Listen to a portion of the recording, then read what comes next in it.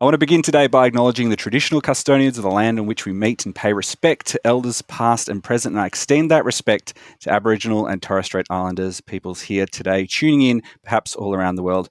Today on this panel, which is Why Won't Somebody Think of the Children? Why Australia Bans Video Games for PAX Australia, is Jini Maxwell, games and digital journalist at Screen Hub, the Saturday Paper, everywhere, and host of ACMI's Women and Non-Binary Gamers Club. Hello, Jini. Hello. Thank you so much for having me. We have Arieh Offman, programmer, public programs and curator video games at ACMI. Hi, Gianni. And Chad Toprak, the director of Free Play and one half of curator duo Hover Garden. Hello, Chad. Hello. And my name is Gianni Di Giovanni, but you can call me Gianni, and I'm the executive producer of SIFTER.com.au. What is your favourite game that has been refused classification in Australia? That's a big call. I can talk about current ones, but there's been plenty throughout the years. Currently, I'm repping the T-shirt. Currently, probably my favourite is Sludge Life. I do love it. It is an amazingly fun game. It's got such a great art style. It's got a great sense of humour to it. It was one of those ones I was quite surprised when it was refused classification. And if you are interested, you can still pick it up on one of the online storefronts. Not Steam, but the other major one. So, yeah, go check it out. My favorite would probably have to be Hotline Miami. It's great. I love the fast action, fast-paced action kind of vibe to it. The music is fantastic. I'm a big fan of the music. It feels really great to play. And it's just, it was weird when it was refused classification, when the second one came out. And I think the first one, had initially received an MA rating, but then was refused classification once it kind of bundled with the second one or something like that. But what's funny is that the developer was just like, you should just pirate the game. Like, I don't really care. I think mine would definitely be State of Decay, which was given an R18 classification after changing, stimulant drugs to vitamins. It's a zombie survival game that kind of focuses more on community building and resource management, combined with the occasional, high energy foray into the zombie-infested wilderness. It's that series, absolutely the best. And the hundreds of hours that I have in the initially refused classification of Left 4 Dead 2, which was changed for both Australia and Germany, which again has another famously quite strict classification system. We actually went to America in order to buy a copy that wasn't, limited in a way that we came to Australia. So let's take it all the way back to the beginning, because I think most people who've played games in Australia for a while would have come across the situation where one of the favourite games that they're looking forward to, something they're excited for, has come up against the Australian classification system and has come a cropper. Ari, why do we classify games in Australia? Thanks, Johnny. Yeah, that's a good question. And I suppose what it ties into is the fact that games are viewed as screen media within Australia. So, like with all other screen content, whether we're looking at films or television shows, they need to come under the classification system, which means that people are able to make informed choices about what they watch and what they consume. And of course, particularly as it comes to with video games, parents are able to make informed choices about what their kids play and consume. And so, look, the way the classification system works, I'm sure most of us will be familiar with the kinds of ratings that we have here in Australia, ranging from G, which is general, and that means sort of suitable for everyone, right up to R-rated content, which is just restricted for people 18 years and older. But I suppose what a lot of people don't understand is the process by which things are classified, and the fact that dependent on the media format and the actual the form of the media that we're consuming, they are actually judged very differently. So when we're talking about classification, there are several things that a classifier and the classification board looks at. And they fall within 6 categories. So the 6 things that we look at when you're classifying a video game or any other piece of screen media are violence, sex, language, drug use, nudity, and themes. But more than that, we also look at the way that these classifiable elements are portrayed. And so the second thing that you look at as a classifier are the themes. Sorry, not the themes, the impact that this has. And the impact is looked at in a variety of ways. So specifically, is it a prolonged depiction? So, for example, let's say we have a depiction of something violent. Does it occur only for a quick split second and then we cut away? Or is it shown on screen in a graphic and prolonged manner? Also, we look at the sort of realism around it. So, again, is it quite a cartoony depiction? Is it comedic in the way that it's done? Or is it, of course, quite serious in the way that things are depicted? Finally, the other thing that is taken into account is the context around why something is shown. So is the classifiable element, for example, the violence, is it key to the storyline? Is it key to what is being portrayed and the narrative and all that? Or is it something that's shown for more of a gratuitous reason? So all of these things are kind of taken into account. Now, I suppose what we're coming to the crux of today is that video games are classified and judged in a very, very different manner to other screen media formats. And I think that's where our panel wants to delve into. Right in. Jini, why is it that you think video games are judged differently when it comes to classifying, unlike a film, unlike other pieces of screen media or movie or anything else we would look at? Well, I think the first contributing factor is actually in the title of our panel. Particularly in the 80s and 90s, in fact, I would say particularly in the 90s, video games were very much thought of as essentially toys, things that were for kids, aspects of play, rather than necessarily having much of a relation to kind of film or television or other screen arts at all. So when games like Mortal Kombat came out, that not only depicted violence, but depicted violence with a level of visual clarity that video games hadn't really had access to recently, people were shocked. I think another really significant contributing factor is the satanic panic of the 80s and 90s that saw a lot of kinds of play, including, in fact, most infamously, Dungeons and Dragons, linked spuriously to sort of satanic ritual or other sort of forms of degeneracy or corruption. I think these through lines kind of led to an environment where people saw video games as potentially very harmful to their children and actually harmful to the fabric of society overall. Now, Chad, a court in the United States wasn't able to do this, but I'm going to ask you to do it. What is a video game, and how do we even determine what a video game is if we're going to make a set of rules that applies to video games at whole? Yeah. Oh, look, I think that's a very tricky question to answer. I don't even know if I want to bother answering it. Like, look, in short, like video games have a lot to do with rules and systems and structures, interactivity. But I don't think it's my role or responsibility to define what a video game is. I don't think definitions in this context really help because video games are constantly changing. They're evolving.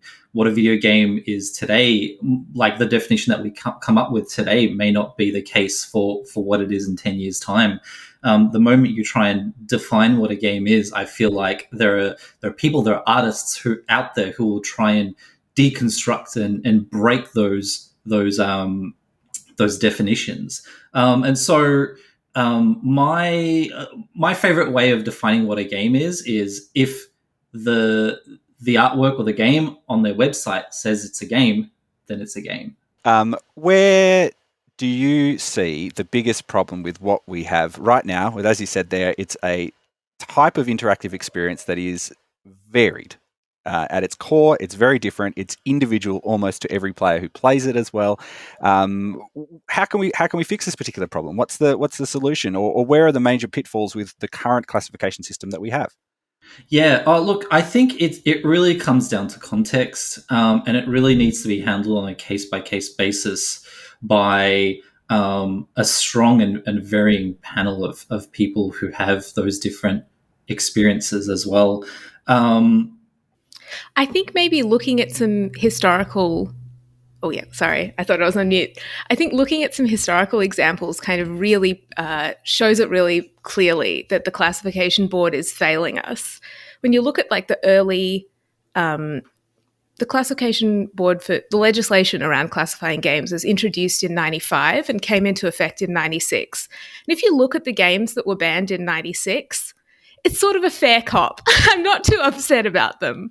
There are titles like one particularly charming one that I saw that was banned almost immediately was called Porntress.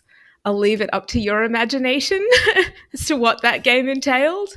There were quite a lot that seemed to explicitly incentivize sexual violence or sexually inappropriate behavior. It makes sense. In fact, all the early classification requests were brought by the Victoria Police, who were clearly just like, there is a totally unregulated market here for genuinely upsetting stuff. We gotta nip this in the bud. But then fast forward to today, where I know, Gianni, you recently played Lake, a game that was an independent game that was recently streamed as part of Wholesome Direct, that was refused classification in Australia, which really shows that kind of this legislation doesn't fit the way games work now.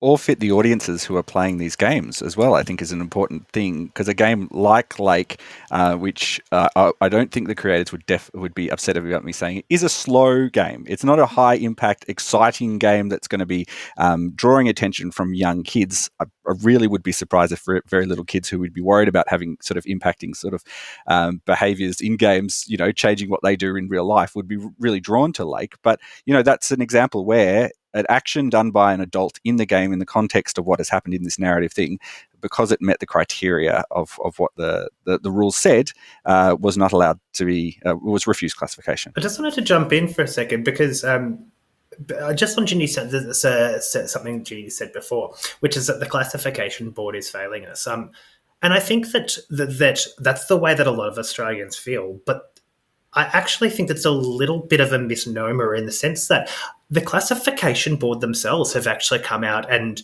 agreed with the statements around it, because they are required from the nature of what their job is to work within the legislation that is set down with them. And I think this is where the real problem comes in, is that the people who are making policy around how these classification decisions that are made, the politicians, etc., that are responsible for it, have a complete lack of understanding around video games in general, around the audiences that play them, and around their nature as an art form.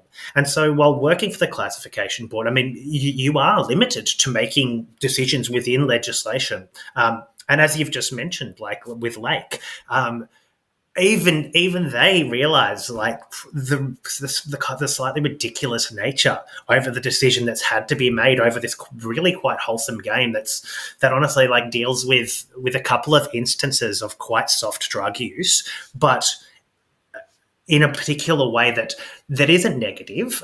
It doesn't make a judgment on this drug use. It doesn't give you a negative impact within the game, and so therefore comes under instant refused classification status. And I think this brings up this whole thing around context and the way that things are portrayed. And often I think what we find that it's games that are dealing with things in a more mature manner and there's things that are dealing with them in a more adult manner that often come a cropper. I mean, I suppose one of the ones that we talked about in our pre-chat was Grand Theft Auto. Right, and so in Lake, I mean, we've said that there's a couple of references to the use of marijuana in that, and it's not portrayed negatively. It's a choice that you can make as a character, and things that's portrayed as a natural part within this adult interaction, which forms the core gameplay loop in Lake, which brings it under refused classification. Whereas in Grand Theft Auto, you can go and rip a bong and walk around afterwards, but because it slightly affects the way the character walks, it then doesn't fit within the guidelines of being something that is refused classification. And to me, I think that highlights the crux of the issue that we're dealing with again. Jini, you've looked into some other examples of notable refused classifications in Australia and some of the potential remedies that people have taken. What are some of the examples that people may have forgotten about in the long history of refusing classification in Australia? Well, I won't lie. When I was researching this, I got pretty derailed by the existence of Porntress. It took a lot of my attention.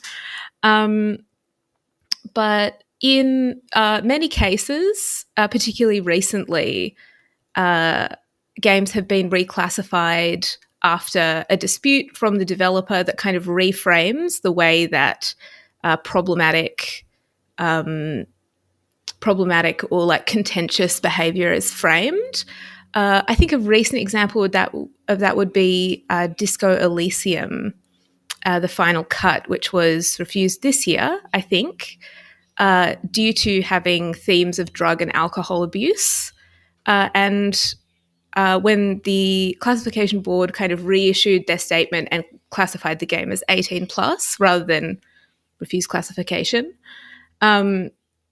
they noted that essentially it's almost a philosophical argument, right? The issue was that there was a character who abused drugs and alcohol, but they decided that overall it didn't actually incentivize or glamorize that behavior, which meant that it could kind of fall under the R18 rating. Chad and Ari, if people are coming to an event space and you have got games there that you are showing off, can you think about some of the considerations about setting that right context so that the people know what they're coming into and what they're going to expect, so you can display things that may not be rated in Australia? Yeah, absolutely. So when we're hosting public events or festivals or things like parallels, if we have any games or talks that are kind of sensitive, you just have content warnings or trigger warnings, because a lot of the talks that we feature as part of free play or parallels do tackle themes revolving around death and depression and suicide. And those are very important topics to discuss, and even more so in video games. For us, it's just letting the audience know beforehand, and then the audience able to make that decision for themselves. The same goes for a public space or an exhibition. If you are going to have games or content that are sensitive, you either have them placed in a separate room or separate corner that has like very obvious signage saying that things in this room deal with so and so themes, and the rest is really up to the audience. I would otherwise not want to censor any interesting games in the potential that someone might get offended or something like that. Yeah, because I think what a lot of people don't realize is that there are situations in Australia, organisations and events that can show work that hasn't been through the classification system. With both Chad and I working for one, so both festivals and cultural institutions like ACMI and museums, galleries can show unclassified works. But what that also means is that we have to have particular training within classifying things in order to show those. And so it actually gives us a few specific categories of classification that we're able to place on things. So again, when, like, for example, I'm exhibiting works that are unclassified, I will actually go through the full proper classification process on that work, the same as if the classification board will do. I'll go through the work and look through it for every classifiable element, and in the end make an informed judgment as to where I think it would fit. So we actually have sort of three classifications that allow us to show unclassified classifications that allow us to show these works, which is basically a general unclassification, so something that doesn't contain any sort of impactful content. We have an unclassified 15 plus, so something that would probably fit within the M or the MA rating, or an unclassified 18 plus. And I agree with Chad. I think it's about allowing people to make informed decisions about the content that they're going to see, that they're going to consume. And that's the key purpose of classification, is that it's not about censorship, it's about informed choice about content. We touched on this a little bit before, but the talking about the literacy that's required for legislators to work out exactly what a game is and how it works in the context. Is there any positive steps you've seen? Any sort of hopeful movements? Because I, like a lot of people, thought when the R18 rating came into Australia that potentially all of our classification problems would be solved. I think it's a very interesting time politically for games in Australia. In the last year alone, in the last 18 months, there has been a remarkable amount of legislation and policy introduced around video games. South Australian tax offset, the digital games tax offset that is going to be federally available in 2022. There's so much happening. There's so much interest, and politicians on all sides of the political spectrum seem to be interested in talking about video games as a future-proofed industry.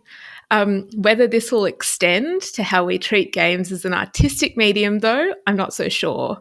I think, as recently as 2019, Peter Dutton invoked violent video games during the Christchurch terror attack, when it became clear that the terrorist was a white supremacist. He tried to redirect that towards Grand Theft Auto. It's unimaginable. Okay, just finally, the government and the opposition want social media companies like Facebook and Twitter to do more to stop live streaming of violent attacks such as the one in Christchurch. These platforms say they don't have the technology to do that. I think Facebook took down 1.2 million copies of that video within the first 24 hours. Do you accept their response? I accept that they've engaged with us, and they certainly engaged with the federal police immediately, so there's no question about that. The issue is one of timeliness, and if they don't have the technology, and there's a question mark around that, but if they don't have the technology to take it down, then they need to have a serious look at their business model, because at the moment these companies are making literally hundreds of millions of dollars out of people using social media. That's fine, but there is a special responsibility, as broadcasters have special responsibilities, and other people that might communicate messages. And in this case, I think they are not living up to the expectation that we have. I think there's a further debate, I might say, in relation to the use of computer games and graphic videos, and the way in which that is accessed online. People buying products now, they're downloading products, and these companies have a responsibility in a society like ours to live up to the society expectation. I think video games can be very politically useful, is what I'm trying to say. As a matter of fact, look, I mean, as you were mentioning before, satanic panic, moral panics in general, screen media and media of all types have always been a scapegoat for the acts, for the violence, for the things that we see inherently happening within society. I mean, you can take it back to the earliest form, which is in the 1800s when murders were occurring. People were blaming it on penny dreadful novels and saying they were going to be the downfall of society. And it's the nature of any new media form when it comes through that it's going to be blamed and misunderstood. The thing that I find potentially interesting, though, is that when looking at video games, they're not a new medium. I mean, there's something now that is, 70, 80 years old if we're taking it back to its earliest form. And I want to jump on to something Ginny just mentioned then, which was sort of Peter Dutton's comments surrounding Grand Theft Auto. And one of the key things he mentioned was about 13-year-old, 12-year-old kids playing this game and the impacts that it would have on them. Now, Grand Theft Auto is an R18 classified game. So by saying that, firstly, I mean, it shows that even our politicians don't really have faith that the classification system is doing what it's supposed to, which is to assist parents in making informed choices. But secondly, I think it shows a fundamental misunderstanding of who video game players are. And let's take that to the awesome research that's done by IGEA every few years on the nature of games within the Australian context. And the average age of video game players in Australia currently is 34 years old as of the last piece of research. So when we're talking about, how our kids are going to react to this when talking about video games, again, it's placing them under a context and it's turning them into a piece of media that is actually not realistic. It's because it's not the same thing that we would say for a film that we're going to see or a television show that we're going to watch, that we can't show any we cannot show any adult content because kids might get their hands on it. It's a fundamental misunderstanding on the part of the legislators. Again, there's a really great essay Dan Golding wrote back in 2012 called "The Pyrrhic Victory Behind the R18 Games Rating," which is a must read for anyone out there. But I think it shows while we have had some progress, the things that he highlighted within this essay are still. It's still really well holding. If it's okay, I just wanted to give a quick quote from it because I think it kind of sums up what this part of the conversation that we're talking about. So Golding says, Australia will get its symbolic R18 rating. However, it's unclear as to whether the cultural importance of this form of art has been impressed upon the halls of power. I suspect it's not. As an R18 rating, as the debate stands, will not also stop sensationalist media attacks of video games and will not bestow any greater cultural legitimacy on the form. I think within the 10 years or almost 10 years since that's written, I don't think we've seen any major shift in the broader understanding of what video games means as an art form, as a medium. Can you tell us a bit more, Ari, about the background of what that actually means to classify something as R18 as well? Because, from an outsider's perspective, it looked like many things that were previously, and in fact, some things were actually previously MA15, were just immediately moved into the R18 rating with no particular change to what that meant. How does that actually work? Yeah, it's a good point. So I think one of the major shifts that we have seen is the R18 rating has done quite a bit for the Australian context. I mean, it does mean that some games which were previously immediately refused classification are now able to be classified within Australia. So, I mean, for example, off the top of my head, Mortal Kombat X at around that time was right at around that shifting time between the MA to the R18. And while it was, banned under the MA rating, was allowed under the R18 due to the graphic violence that's depicted within. What I find quite interesting and is talking about the nature of interactivity on the impact of the classifiable elements. We've talked quite a bit about Lake already, but I think that's an interesting example. I wouldn't say that Lake is the most interactive of game, although it is interactive, of course. I don't see that the way in control and the character and the decisions necessarily greatly increases the impact of the drug use contained therein. I also think, we're talking quite a bit about banning games and refusing classification. And I think it's important for us to have a little bit of a think about the changing nature of the way that we can consume games and how effectual and how relevant something like refusing a classification still is. So when you just read through the legislation surrounding refusing classification to something, it's still written and is still written in such a way that that physical media that is requires distribution through a store or through importing is the way that we view things. And so they talk quite significantly that once something is refused classification, that there are significant fines on its importation, etc. However, we all know that that's not the way that most people consume games these days. They're consumed through digital storefronts. They're consumed online. And so what is the end purpose of refusing classification to something? Is it to stop access to it? Is it to make a statement about it?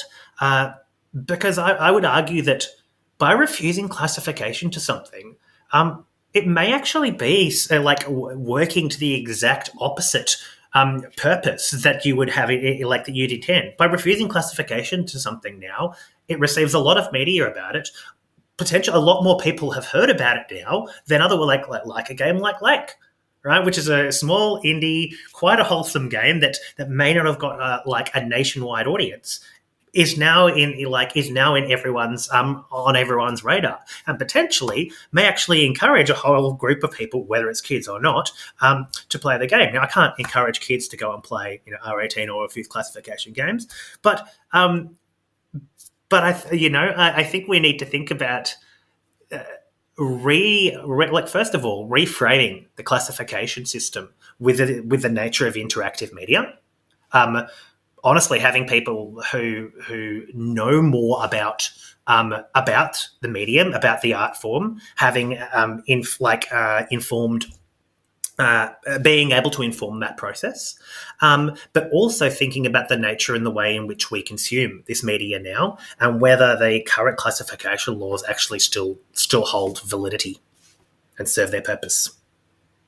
I went out and immediately bought a copy of Disco Elysium on Steam as soon as they announced that it was going to be refused classification in Australia, because thinking that the access to that could be limited, but that's not technically the case, is it? There are other alternative ways to get that. No, absolutely not. Because classification law is enforced on a state-by-state basis, it's extremely difficult for any state to refuse an international entity from distributing something digitally rather than through import, rather than through physical import, that is. And I will say, to just back up what both of you said about refusal of classification kind of maybe increasing a bit of hype around a game, I can tell you on the back end, looking at, we published a review of Lake for release day on Screen Hub, and I can tell you the number of unique page views on that review, I would say they tripled after the game was refused classification. Suddenly everyone was talking about it. It's a really paradoxical kind of situation. Is controversy a good sales pitch? No such thing as bad press, as they say. Also, gamers are a contrarian bunch. Chad, you work with a lot of different teams to display the work at Free Play, and I think there's maybe an inherent assumption made about the sort of people that make video games. Can you tell us a little bit about what are the teams like in Australia who could potentially come up against the mechanisms of classification and find themselves on the wrong side of a very expensive decision? Yeah, absolutely. I mean, games are made by a very broad range of demographics. You could be a young kid making games. You could be in your late 60s, 70s, 80s, whatever, making video games. And people who show their games at Free Play are, pretty broad and varied as well. The one really sad aspect of a bunch of these games being refused classification by the board is that a lot of them, they're independent game developers, and a lot of them don't really have the capacity or the people power to deal and grapple with the bureaucracy that's involved with having to send through rebuttals and to chase things up like that. A huge company like Rockstar can do that no problem. They can hire whole teams to do that for them. But at the end of the day, for independent game developers, what is the human cost of that? And ultimately, it often boils down to people not being able to tell their stories, which is rather sad. Yeah, and I think, Judge, you've hit on a really important point there. Like when we're talking about the nature of, large AAA publishers and things like Rockstar compared to small indie development teams. What a lot of people don't understand is actually the costs of going through the classification process in the first place. Any company that wants to go through the process and have their game released in Australia in a classifiable way actually has to pay for that process. And if it's refused for classification, they then have to pay a significant amount to take it through the review process. And again, while a company we'll take it to another famous example, like Bethesda and Fallout 3, with the classic example of morphine being changed to Med-X. A large publisher like that has the time, has the capacity, has the financials behind them to be able to make that change within their game and then submit it for reclassification. Whereas an indie studio really doesn't have a lot of the time that the bankroll to be able to do that. So it's a system that is unfortunately negatively impacting and weighting advantage towards these major publishers and major development companies, as opposed to like much of the Australian game development scene, indie, smaller studios who are telling these stories. I would even speculate that not only does the current classification legislation affect what games are distributed, I would really speculate that it affects the way Australian game developers approach the kinds of stories they want to tell, knowing that there are such strictures on what is likely to get through and knowing the costs involved. Have you got any examples that you think of stories that may not be told just because of the potential legislative impact of classification coming down on top of them?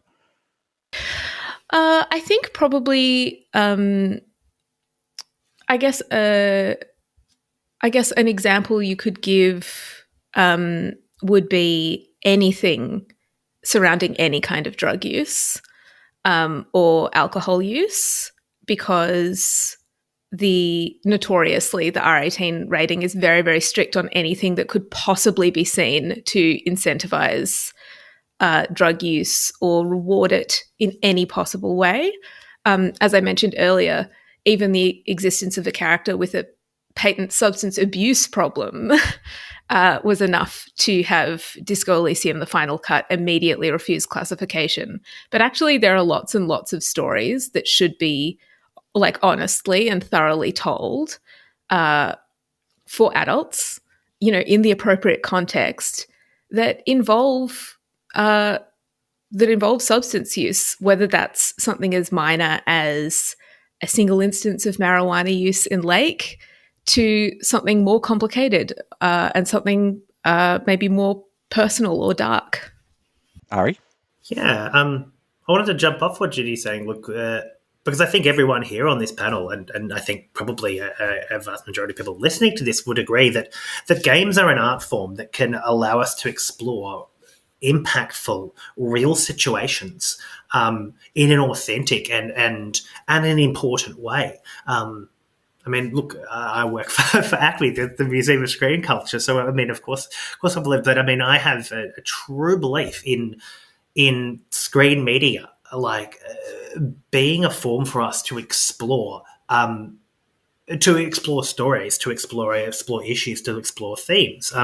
So another one that basically would cause instant banning is anything that would deal with sexual violence in a relatively realistic way. Now, look, we're not going to talk about the wide range of games out there that honestly are quite probably offensive to sensibilities. You know, things that really look the type of content that we don't want.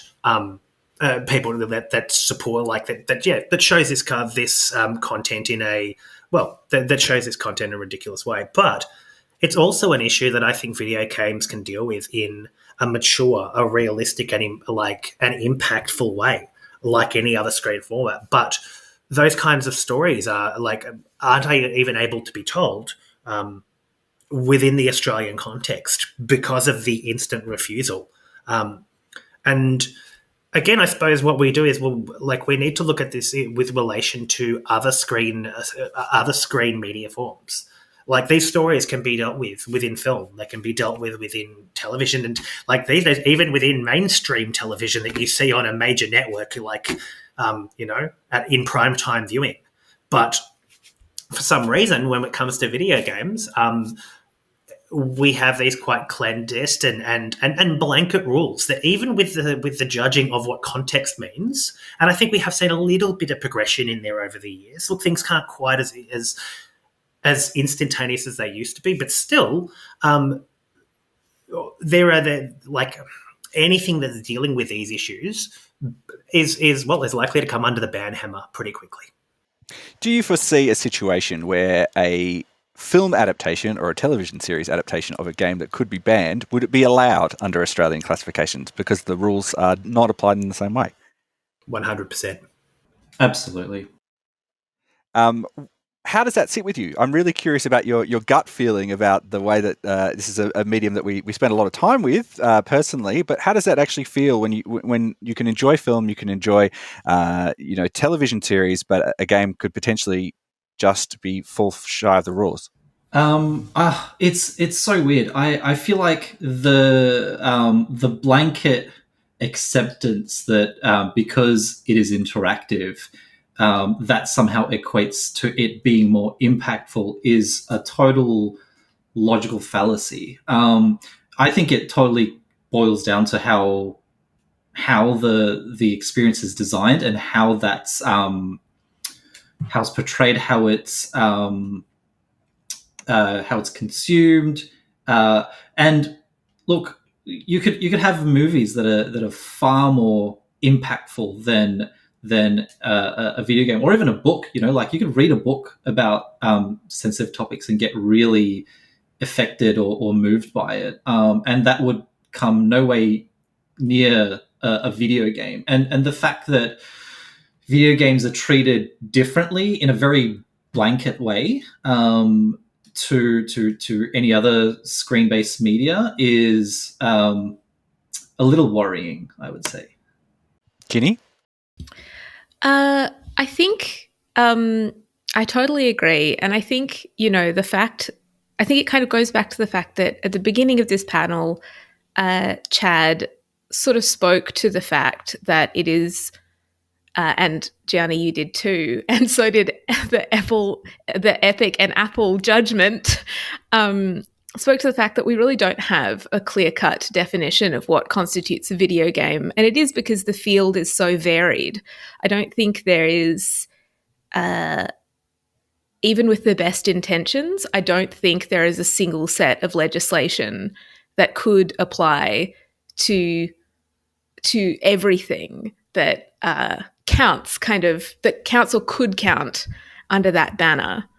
In fact, in terms of video game kind of rulings, one thing I found very exciting, just for a bit of context, the Epic versus Apple lawsuit recently had a judgment, and in that judgment, the court sort of discussed the fact that neither party had actually offered an adequate explanation of what a video game is, and then offered one of their own. But what they also did is reduce the terms of that particular court case from discussing video games broadly to specifically discussing digital app-based gaming microtransactions, thereby making a very, very specific call about what ways their judgment was actionable. And I want to see more of that.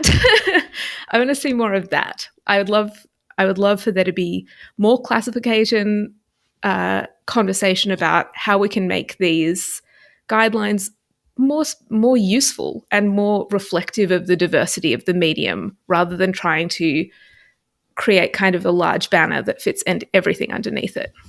Yeah, oh, look, I agreed. I was going to talk about some things, and then Ginny's just said some things in there that's made me think, like, I suppose what concerns me is that we have actually seen some progression in the content that is shown within video games. But really, what we're only seeing it particularly within what I would argue is one area, and that's within violence. Games that we see now are far more graphically violent than we would have seen 10, 15 years ago. And part of that's to do with the progression of the medium itself and, its ability to show those things. But we don't seem to have an issue. And I suppose that, like, my question to the audience, to everyone is what does this say about our social mores as a society, where we are more okay for a game to be rated MA15 where you can kill people in a graphic manner, but you can't show a realistic conversation about a social issue that faces us all. Because part about where this panel came from, like when we were all having these initial discussions, was, and it's not a game that's banned, but it's after I played Life is Strange 2 early this year, late last year, which is rated R in this country, and I think is, like, honestly, it's a great game. It's mature. It deals with quite significant issues. But because there is a segment in there that deals with drug use in a relatively realistic manner, it's rated R.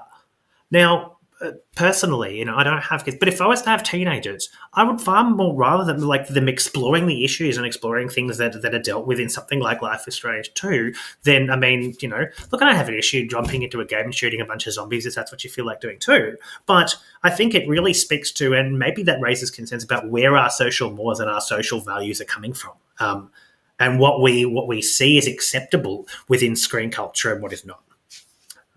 Also, I just wanted to quickly, I think some of the most important legislation that needs to be looked at are these evolving things that are happening within games that aren't currently covered.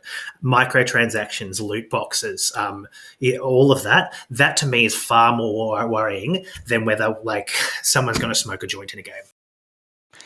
That was something we touched on in the discussion of this as well, is that online interactivity between different players is a realm that is not even attempted to be classified in most circumstances, because it is such an interactive thing, and you can't control what's happening on the other end of the microphone. But should we be controlling what's happening on the other end of the microphone? My opinion is a resounding yes. I think that social platforms of all kinds have responsibility to moderate the actions of their players, and I think I'll keep this brief because otherwise I'll go for a really long time. I also think that it's really absurd that a platform can develop a reputation for threats of violence, and particularly sexual violence, that don't impact, and other kinds of language that would, if included in the game in any capacity, would be an instant refusal of classification. They can just platform that language over the course of years and have absolutely no ramification on the perceived social impact of that game in terms of how it's classified. Yeah, I totally agree. My nephews, who are 13 and 9, have been quite obsessed with Fortnite for a while now.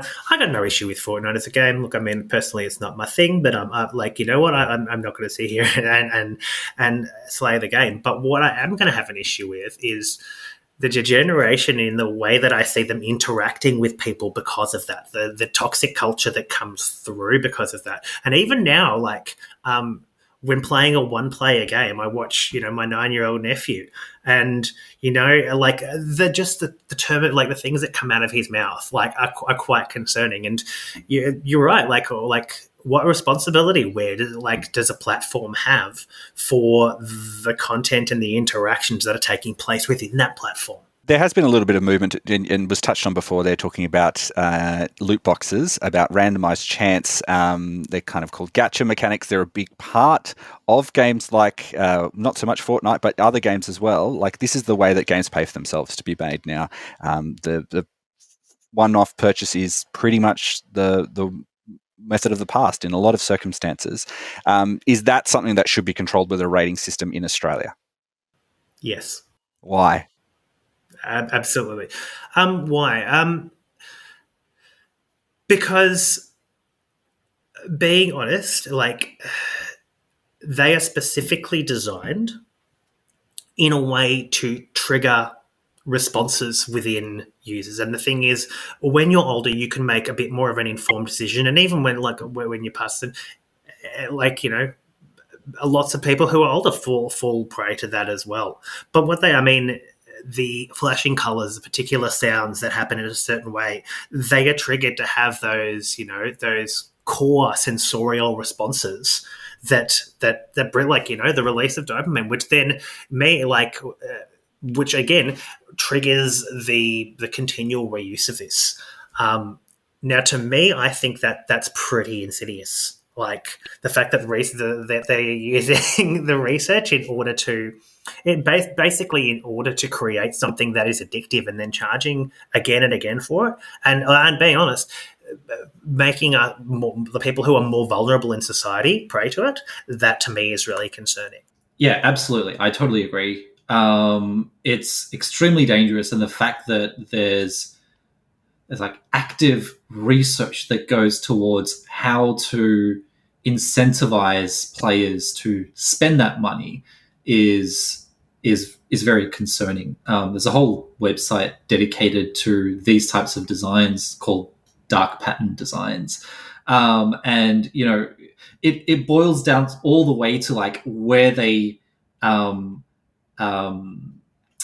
where they place certain buttons, what color they are, what shape they are, putting into account where your thumb lies, and accidental misclicks incentivizing you, taking you to like a store page or whatever.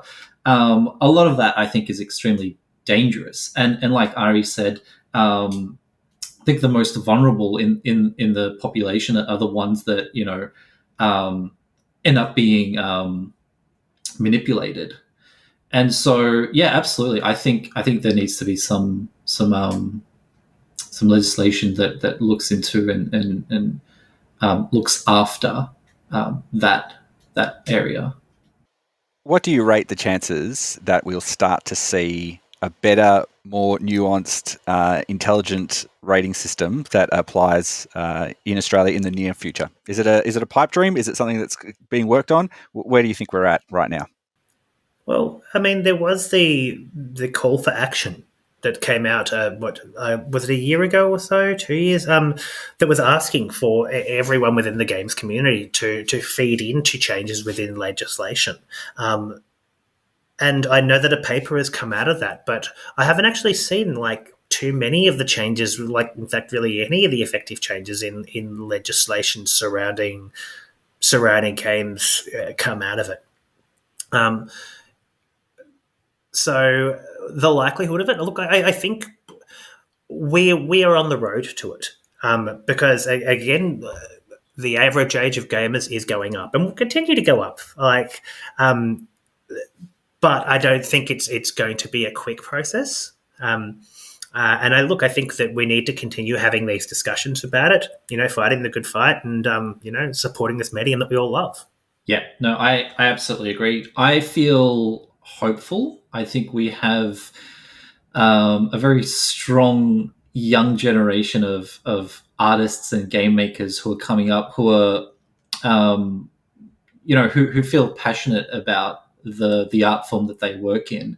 And as federal and state government pays more and more attention to video games, I feel like those conversations will organically happen. And if they don't organically happen, I'm like we have organizations in Australia who will knock on the doors of certain people and get those conversations happening. Like Ari said, I think it's important that we continue to have these conversations. That organizations like ACMI and Free Play and Arts Hub and Screen Hub continue to provide space for these conversations to take place.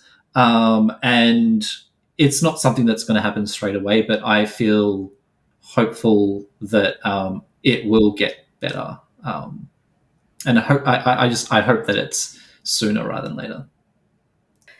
I think I take a little bit of a less optimistic view. Just seeing the way that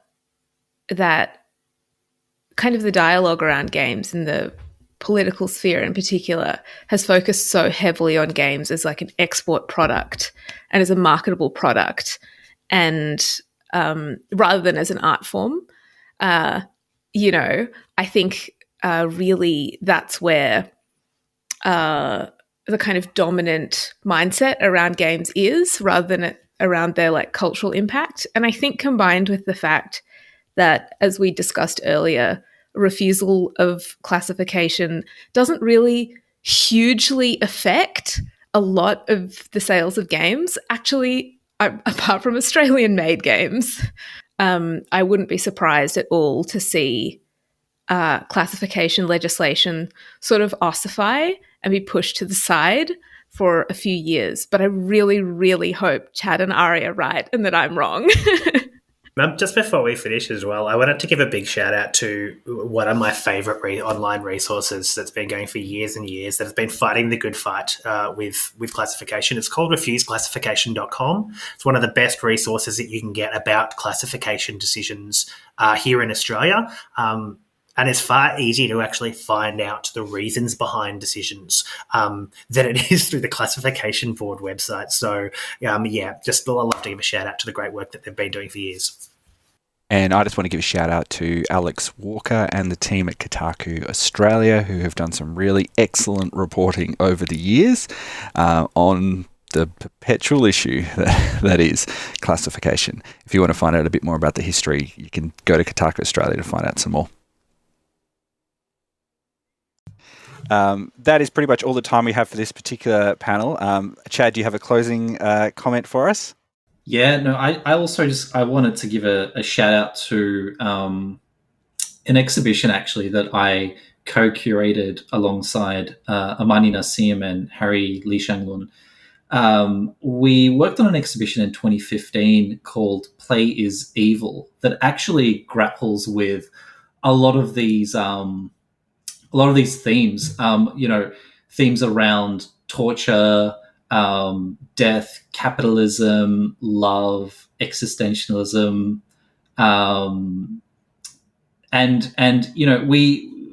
it wasn't limited to just video games. We actually had physical games. We had like slapping games and things like that. And it was just to show, just to have that conversation and that dialogue. We had games by Robert Yang that dealt with themes around sex. We also had Call of Duty and Grand Theft Auto there, alongside games like Candy Crush and Cookie Clicker. I think it's really important to allow our audiences to experience those things and come to their own conclusions. Well, Jini, Chad, Ari, it's been a pleasure. Thank you for discussing in an intelligent adult way about how we should approach classification in Australia, with some hopes for the future, maybe some not as hopeful for the future as well. It's been a real pleasure talking to you all. Thank you for being part of this PAX Online panel at this Melbourne International Games Week. Thanks, Gianni. Thanks so much for having us. Thanks for having us.